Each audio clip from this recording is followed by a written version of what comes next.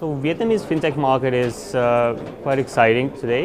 There are a lot of things going on. People have a lot of new ideas and a lot of new companies appear almost on the daily basis. We see that players are struggling in getting scale. They're struggling to get partnerships, strong partnership with the banks, because banks keep being very conservative and they are making their first steps in partnership with FinTechs. But first steps are done, and we'll see a much bigger, much faster pace in next years. Yeah, that's probably where we now with the FinTech market in Vietnam.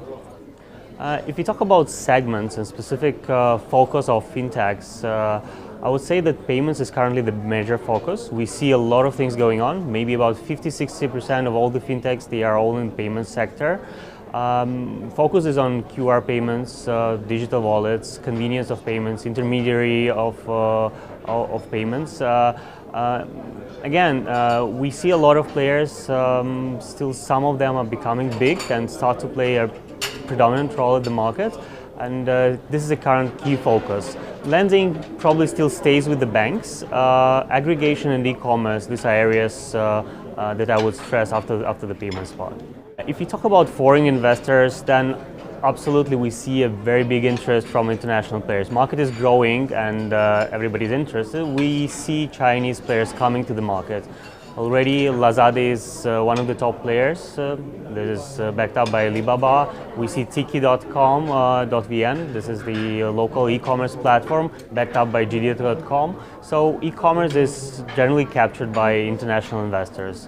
The same happens with payments. Other platforms, other FinTechs are still catching up. They need some time to get a little bit higher scale to get next round of investments. So the word ecosystem is by itself a buzzword in Vietnam. So if you come to any bank or in any FinTech, everybody is talking about ecosystems. But I would say that as of now, the whole work is very fragmented. Everybody tries to fight for a little bit own part of the ecosystem and try to be the center of an orchestrator of this ecosystem to capture the market as soon as possible.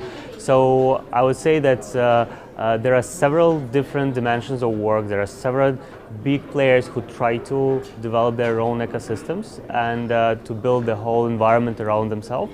So we will see big changes in the next 1-2 years, and we'll see much more consolidation, much more integration between players. But as of now, it's a little bit fragmented, and players try to be as much as independent to capture the biggest part of the market. So regulator tries to catch up with this change. There are a lot of initiatives that regulator is introducing, starting from their target to move 90% of transactions from offline cash to non-cash digitized transactions. There's like direct regulation on it.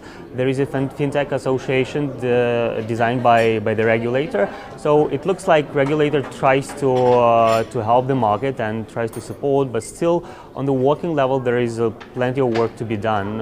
Specific legislation, specific laws and regulations. So.